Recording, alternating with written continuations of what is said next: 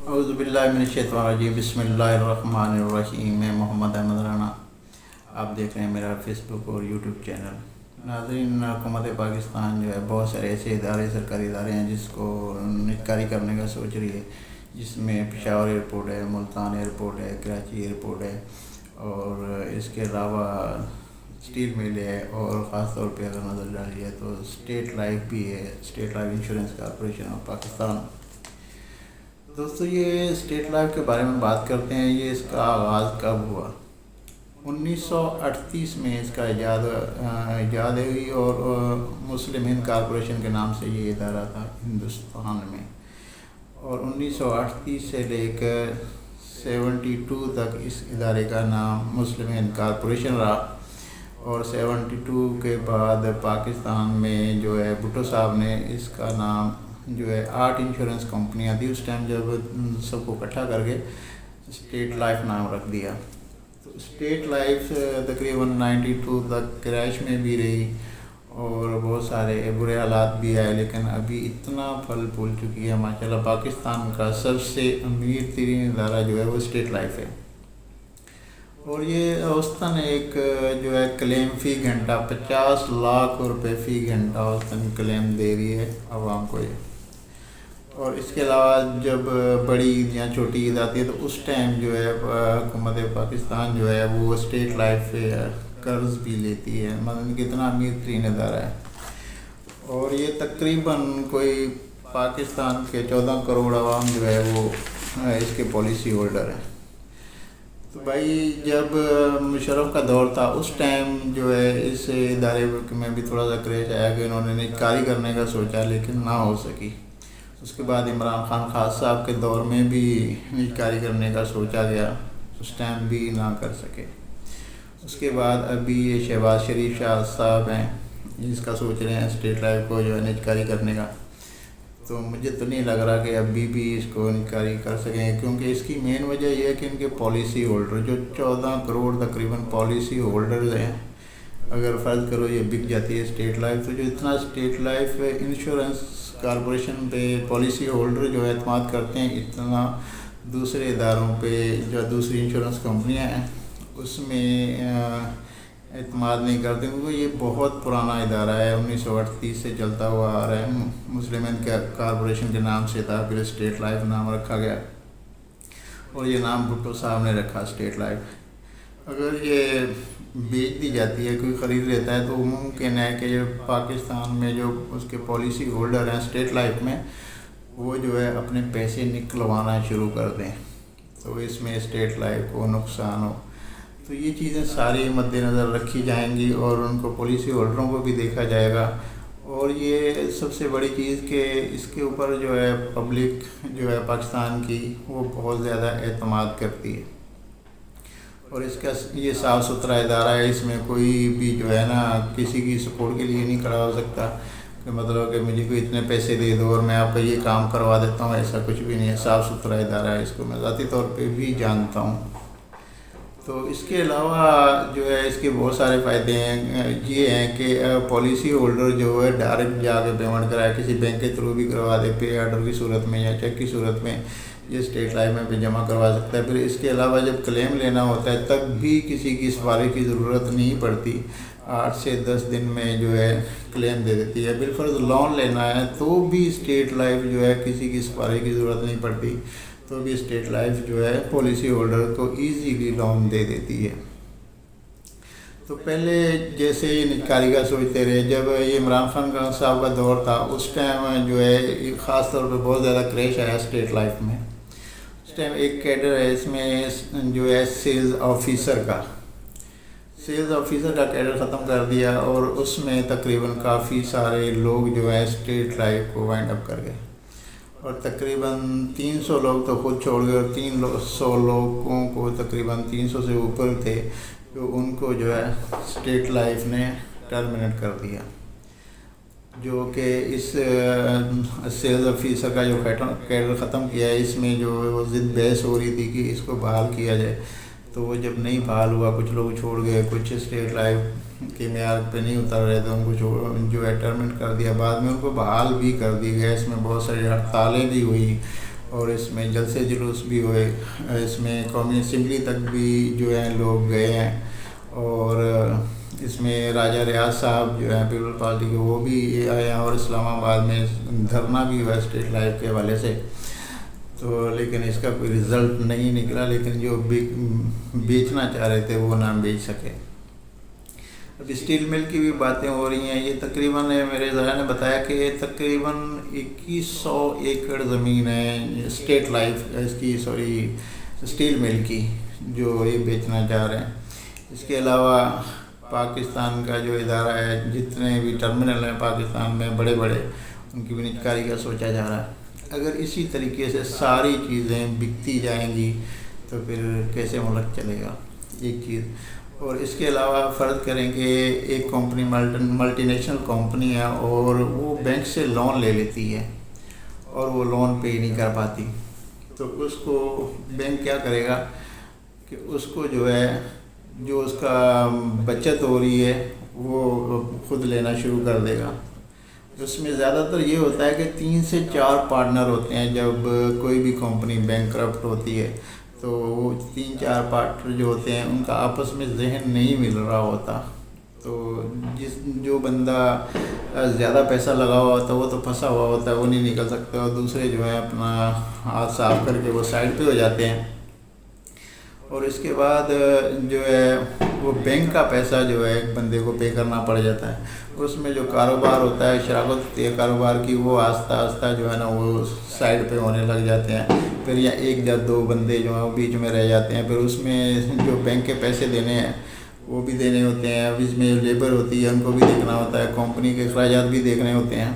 تو اس طرح پھر آہستہ آہستہ جو ہے نا وہ کمپنی بیٹھنا شروع ہو جاتی ہے۔ پھر کیا کرتا ہے بینک بیٹھ جاتا ہے آ کے کہ بھائی یہ ہم کمپنی جو ہے اس کو نیلام کر رہے ہیں۔ جب ایسی صورت ہوتی ہے تو پھر وہ اپنے جو اثاثات ہیں وہ بیچنا شروع کر دیتا ہے، مثال ہے گھر بیچ دیا، گاڑی بیچ دی اپنی کمپنی کو بچانے کے لیے، جو آج کل ملک پاکستان کے اندر ہو رہا ہے، جیسے ایئرپورٹ بیچے جا رہے ہیں، جیسے اسٹیل مل کی باتیں ہو رہی ہیں، جیسے اسٹیٹ لائف کی باتیں ہو رہی ہیں، تو اس طریقے سے وہ اپنی جو چیزیں ہوتی ہیں جس سے اپنا سرکٹ چلا رہا تھا وہ بیچنی شروع کر دیتا ہے۔ پھر جب وہ بک جاتی ہیں اس کے پاس ایسا کوئی بھی ذرا نہیں رہتا جس سے وہ پیسے جو ہے بینک کو پے کر سکے، پھر بینک آ کے بیٹھ جاتا ہے، بینک اس کی نیلامی کر دیتا ہے اس کمپنی کی۔ تو یہی حال جو ہے اس ملک کا ہو رہا ہے۔ اللہ تعالیٰ معاف کرے کہ یہ دن نہ آئے کہ جیسے یہ ادارے جو ہے پاکستان کے یہ بکتے جا رہے ہیں، نیلامی کے چانسز بڑھتے جا رہے ہیں، اسی طریقے سے جب یہ کچھ بھی نہیں بیچنے کے لیے رہ جائے گا تو پھر کیا ہوگا۔ تو ہمیں جو ہے میرا خیال ہے کہ اس پہ سوچنا چاہیے کہ سارے ادارے ایسے بیچتے جائیں گے تو آنے والے وقت میں کیا ہوگا۔ اور دوسری بات یہ کہ مہنگائی اتنی جان توڑ مہنگائی ہو رہی ہے، تو اس کو کس طریقے سے کنٹرول کرنا ہے یہ پلان ابھی کسی بھی نے بھی نہیں دیا پبلک کو کہ ہم اس طریقے سے مہنگائی کو کنٹرول کریں گے۔ لیکن میرے خیال میں یہ ہے کہ سب سے پہلے انڈسٹری لگائی جائے، انڈسٹری جو ہے وہ لگے گی، کاروبار بڑھیں گے تو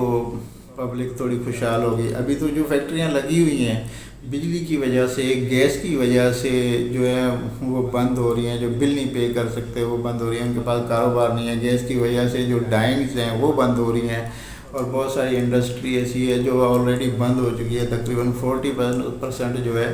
وہ انڈسٹری چل رہی ہے، باقی بند ہو چکی ہے۔ تو جب تک ہم کاروبار کو نہیں بڑھائیں گے تو کیا خیال ہے کہ یہ عوام جو ہے یہ ٹیکس دے سکے گی، یا گھر کے اخراجات پوری کر سکے گی، یا بچوں کی فیسیں دے سکے گی؟ جتنے یہ ٹیکس لگتے جا رہے ہیں، خدا را جو پبلک کے رحم کیا جائے، اس طریقے سے جو ٹیکس لگتے جا رہے ہیں یا یہ اس کو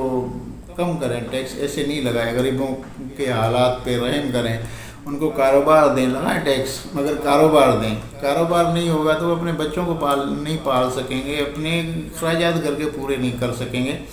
اور اپنی دوائی دارو نہیں لے سکیں گے، تو صرف ٹیکس ہی دیتے رہیں گے۔ ایک ٹائم آئے گا کہ انسان جو ہے وہ پھر لاوا بنے گا، جو تکلیف دہ ہوگا، اس ملک کے لیے تکلیف دہ ہوگا۔ تو ایسی پالیسیز بنائی جائیں ملک کے لیے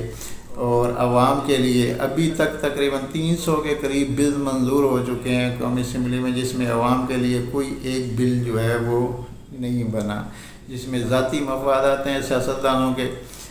جو بھی بل پیش ہوا ہے یا جو بھی بل فائنل ہوا ہے اس میں ذاتی مفادات ہیں، عوام کے لیے کیا ہے؟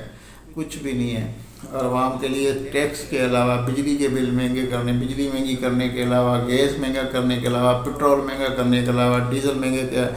کرنے کے علاوہ اشیاء خورد و نوش مہنگے کرنے کے علاوہ جو حکومت کچھ نہیں کرے۔ خدا را عوام کا سوچیں، تاکہ عوام خوشحال ہوگی تو پاکستان خوشحال ہوگا۔ السلام علیکم وما علینا الا البلاغ۔ اعوذ باللہ من الشیطان الرجیم، بسم اللہ الرحمن الرحیم۔ میں محمد احمد رانا، آپ دیکھ رہے ہیں میرا فیس بک اور یوٹیوب چینل۔ ناظرین، حکومت پاکستان جو ہے بہت سارے ایسے ادارے، سرکاری ادارے ہیں جس کو نجکاری کرنے کا سوچ رہی ہے، جس میں پشاور ایئرپورٹ ہے، ملتان ایئرپورٹ ہے، کراچی ایئرپورٹ ہے، اور اس کے علاوہ اسٹیل مل ہے، اور خاص طور پہ اگر نظر ڈالی ہے تو اسٹیٹ لائف بھی ہے، state life insurance corporation of Pakistan. دوستو، یہ اسٹیٹ لائف کے بارے میں بات کرتے ہیں۔ یہ اس کا آغاز کب ہوا؟ 1938 میں اس کا ایجاد ہوئی، اور مسلم ہند کارپوریشن کے نام سے یہ ادارہ تھا ہندوستان میں، اور 1938 سے لے کر 72 تک اس ادارے کا نام مسلم ہند کارپوریشن رہا۔ اور 72 کے بعد پاکستان میں جو ہے بھٹو صاحب نے اس کا نام جو ہے 8 انشورنس کمپنیاں تھی اس ٹائم، جب سب کو اکٹھا کر کے اسٹیٹ لائف نام رکھ دیا۔ تو اسٹیٹ لائف تقریباً 92 تک کرائش میں بھی رہی، اور بہت سارے برے حالات بھی آئے، لیکن ابھی اتنا پھل پھول چکی ہے ماشاءاللہ۔ پاکستان کا سب سے امیر ترین ادارہ جو ہے وہ اسٹیٹ لائف ہے، اور یہ اوسطاً ایک جو ہے کلیم فی گھنٹہ 50 لاکھ روپے فی گھنٹہ اوسطاً کلیم دے رہی ہے عوام کو یہ۔ اور اس کے علاوہ جب بڑی عید یا چھوٹی عید آتی ہے تو اس ٹائم جو ہے حکومت پاکستان جو ہے وہ اسٹیٹ لائف پہ قرض بھی لیتی ہے، مطلب کتنا امیر ترین ادارہ ہے۔ اور یہ تقریباً کوئی پاکستان کے 14 کروڑ عوام جو ہے وہ اس کے پالیسی ہولڈر ہیں۔ تو بھائی، جب مشرف کا دور تھا اس ٹائم جو ہے اس ادارے میں بھی تھوڑا سا کریش آیا کہ انہوں نے نجکاری کرنے کا سوچا، لیکن نہ ہو سکی۔ اس کے بعد عمران خان خاص صاحب کے دور میں بھی نجکاری کرنے کا سوچا گیا، اس ٹائم بھی نہ کر سکے۔ اس کے بعد ابھی یہ شہباز شریف شاہ صاحب ہیں، اس کا سوچ رہے ہیں اسٹیٹ لائف کو جو ہے نجکاری کرنے کا۔ تو مجھے تو نہیں لگ رہا کہ ابھی بھی اس کو نجکاری کر سکیں، کیونکہ اس کی مین وجہ یہ ہے کہ ان کے پالیسی ہولڈر جو 14 کروڑ تقریباً پالیسی ہولڈرز ہیں، اگر فرض کرو یہ بک جاتی ہے اسٹیٹ لائف، تو جو اتنا اسٹیٹ لائف انشورنس کارپوریشن پہ پالیسی ہولڈر جو اعتماد کرتے ہیں، اتنا دوسرے اداروں پہ جو دوسری انشورنس کمپنیاں ہیں اس میں اعتماد نہیں کرتے، کیونکہ یہ بہت پرانا ادارہ ہے، 1938 سے چلتا ہوا آ رہا ہے۔ مسلم ہند کارپوریشن کے نام سے تھا، پھر اسٹیٹ لائف نام رکھا گیا، اور یہ نام بھٹو صاحب نے رکھا اسٹیٹ لائف۔ اگر یہ بیچ دی جاتی ہے، کوئی خرید لیتا ہے، تو ممکن ہے کہ یہ پاکستان میں جو اس کے پالیسی ہولڈر ہیں اسٹیٹ لائف میں، وہ جو ہے اپنے پیسے نکلوانا شروع کر دیں، تو اس میں اسٹیٹ لائف کو نقصان ہو۔ تو یہ چیزیں ساری مد نظر رکھی جائیں گی، اور ان کو پالیسی ہولڈروں کو بھی دیکھا جائے گا۔ اور یہ سب سے بڑی چیز کہ اس کے اوپر جو ہے پبلک جو ہے پاکستان کی وہ بہت زیادہ اعتماد کرتی ہے، اور اس کا یہ صاف ستھرا ادارہ ہے، اس میں کوئی بھی جو ہے نا کسی کی سپورٹ کے لیے نہیں کھڑا ہو سکتا کہ مطلب کہ مجھے کوئی اتنے پیسے دے دو اور میں آپ کا یہ کام کروا دیتا ہوں، ایسا کچھ بھی نہیں ہے۔ صاف ستھرا ادارہ ہے، اس کو میں ذاتی طور پہ بھی جانتا ہوں۔ تو اس کے علاوہ جو ہے اس کے بہت سارے فائدے ہیں، یہ ہیں کہ پالیسی ہولڈر جو ہے ڈائریکٹ جا کے پیمنٹ کرائے، کسی بینک کے تھرو بھی کروا دے، پے آرڈر کی صورت میں یا چیک کی صورت میں، یہ اسٹیٹ لائف میں بھی جمع کروا سکتا ہے۔ پھر اس کے علاوہ جب کلیم لینا ہوتا ہے تب بھی کسی کی سفارش کی ضرورت نہیں پڑتی، 8 سے 10 دن میں جو ہے کلیم دے دیتی ہے۔ بالفرض لون لینا ہے تو بھی اسٹیٹ لائف جو ہے کسی کی سفارش کی ضرورت نہیں پڑتی، تو بھی اسٹیٹ لائف جو ہے پالیسی ہولڈر کو ایزیلی لون دے دیتی ہے۔ تو پہلے جیسے یہ نجکاری کا سوچتے رہے، جب یہ عمران خان صاحب کا دور تھا اس ٹائم جو ہے خاص طور پہ بہت زیادہ کریش آیا اسٹیٹ لائف میں، ٹائم ایک کیڈر ہے اس میں جو ہے سیلز آفیسر کا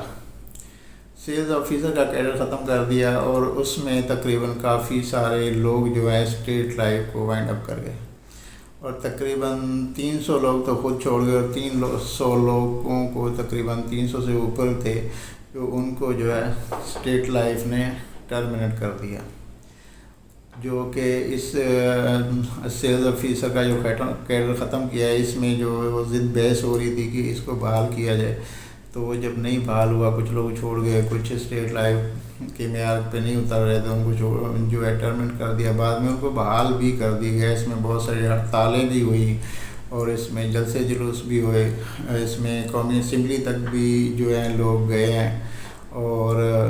اس میں راجہ ریاض صاحب جو ہیں پیپل پارٹی کے، وہ بھی آئے ہیں، اور اسلام آباد میں دھرنا بھی ہوا اسٹریٹ لائف کے حوالے سے،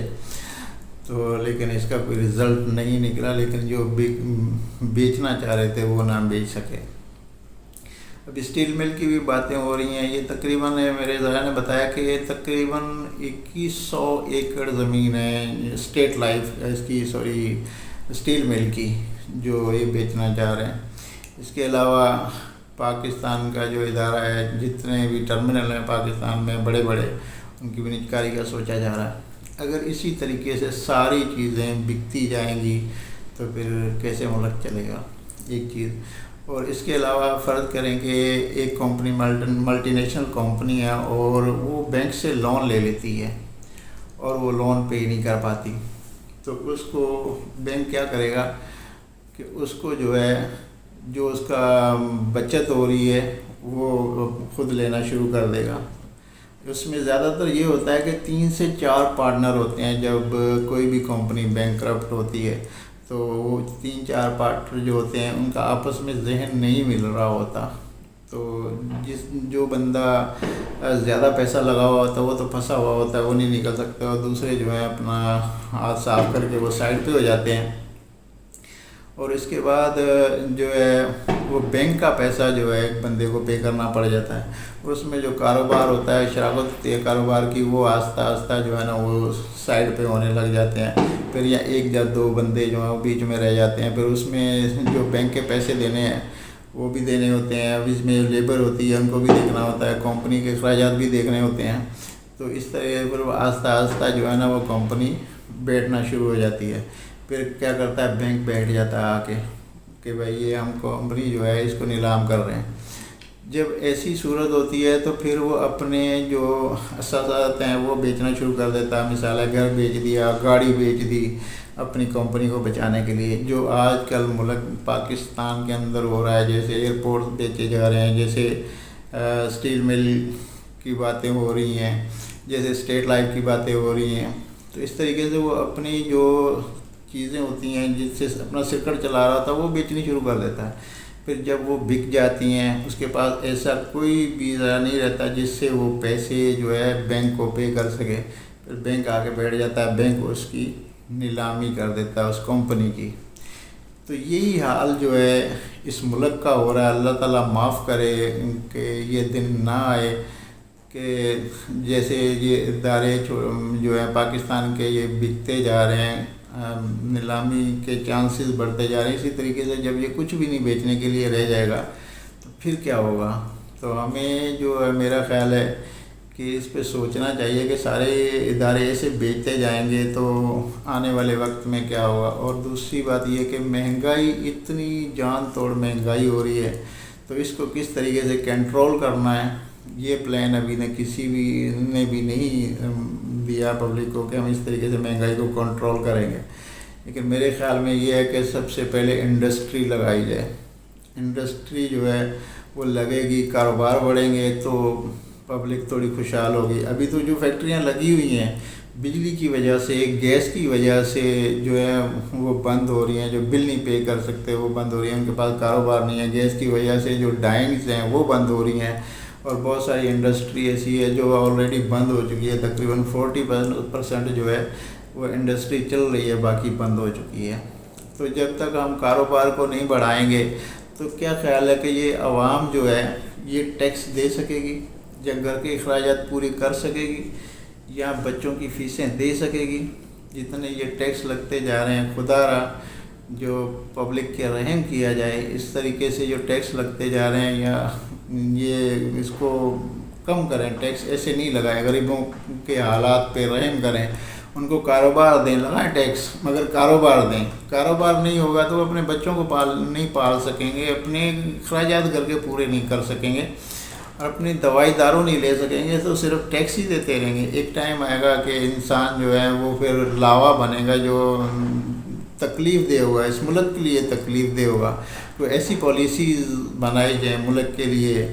اور عوام کے لیے۔ ابھی تک تقریباً 300 کے قریب بل منظور ہو چکے ہیں قومی اسمبلی میں، جس میں عوام کے لیے کوئی ایک بل جو ہے وہ نہیں بنا، جس میں ذاتی مفادات ہیں سیاستدانوں کے۔ جو بھی بل پیش ہوا ہے یا جو بھی بل فائنل ہوا ہے، اس میں ذاتی مفادات ہیں، عوام کے لیے کیا ہے؟ کچھ بھی نہیں ہے۔ اور عوام کے لیے ٹیکس کے علاوہ بجلی کے بل مہنگے کرنے، بجلی مہنگی کرنے کے علاوہ گیس مہنگا کرنے کے علاوہ پٹرول مہنگا کرنے کے علاوہ ڈیزل مہنگے کرنے کے علاوہ اشیاء خورد و نوش مہنگے کرنے کے علاوہ جو حکومت کچھ نہیں کرے۔ خدا را عوام کا سوچیں، تاکہ عوام خوشحال ہوگی تو پاکستان خوشحال ہوگا۔ السلام علیکم وما علینا الا البلاغ۔